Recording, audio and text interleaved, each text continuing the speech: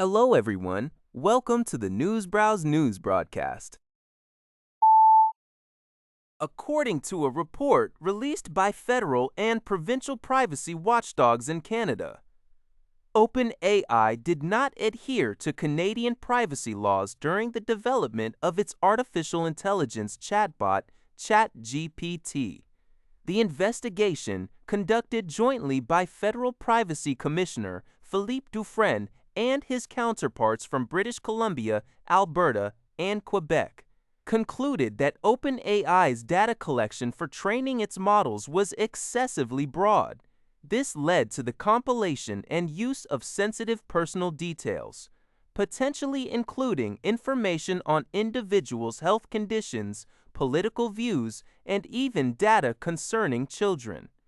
The Canadian press reports that the probe also found OpenAI failed to adequately inform users that personal information from publicly accessible sources, such as social media and discussion forums, could be used. Furthermore, the company did not provide easily accessible and effective ways for individuals to access, correct, or delete their personal information. Nor did it adequately address potential inaccuracies in ChatGPT's responses.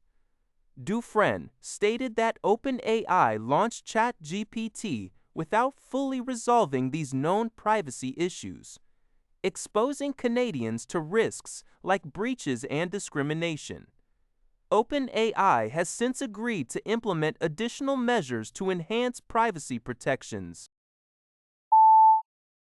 Canada's Federal Privacy Commissioner, along with counterparts in Quebec, British Columbia, and Alberta, has identified significant privacy concerns regarding OpenAI's initial training methods for ChatGPT. The joint investigation found that the company collected and utilized vast amounts of personal information, including sensitive details about health conditions and political views, without proper safeguards.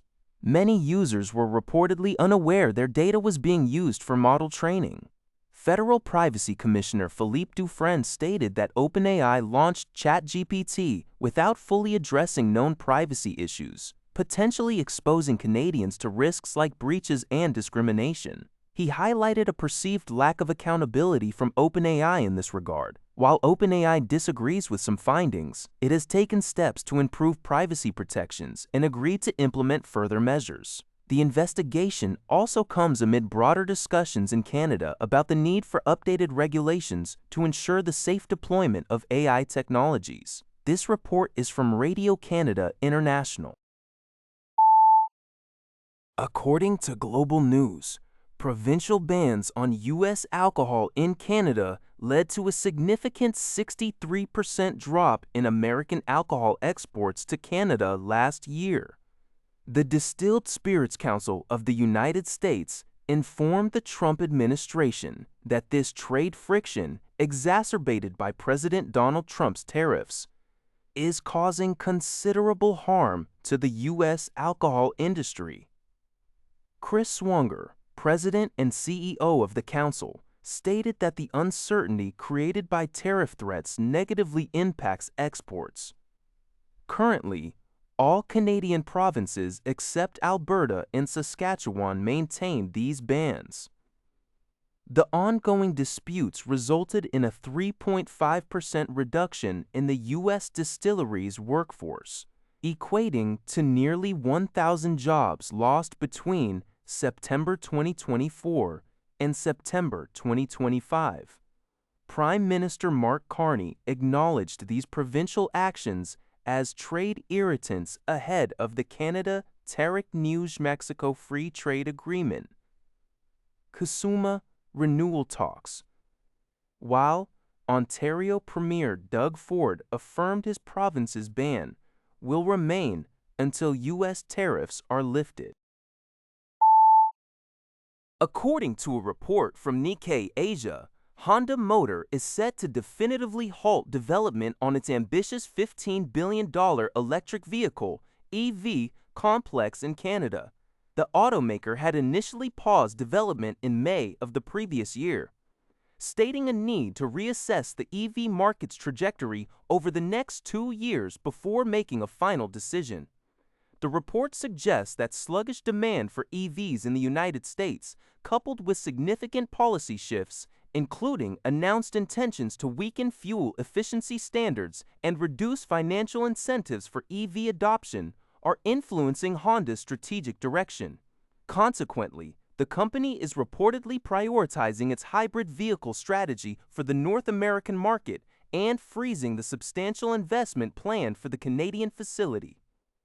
Honda currently produces hybrid Civics and CR-Vs at its Alliston, Ontario plant, alongside conventional gasoline models and so. In response to inquiries, Honda Canada stated that they had no immediate comment on the matter.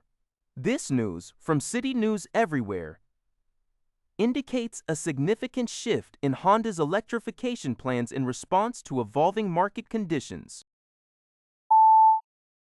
The Canadian press reports that a Quebec man, Gabriel Sauyer-Chaput, who was found guilty of fomenting hatred against Jews, is seeking a new trial.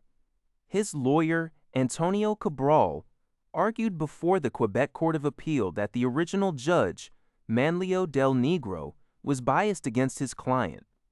Cabral cited tense interactions during the first trial where he claimed the judge undermined the credibility of Sauyer-Chaput's initial lawyer and did not seriously consider the defense's arguments. Specifically, Cabral mentioned an exchange where the judge told the lawyer to stop speaking when she questioned the known number of Holocaust victims. Sauyer-Chaput was sentenced in September 2023 to a year and 3 months in jail, followed by 3 years probation, after being convicted in January for an article written for the neo-Nazi website The Daily Stormer. His defense, which claimed the writing was satire, was rejected by Judge Del Negro as insincere. Crown attorney Xavier Lyonnais countered that the guilty verdict was based on substantial evidence and a single difficult exchange should not justify a new trial. The Court of Appeal justices will now deliberate on the matter. That's all for this video. Thank you for watching. See you in the next video.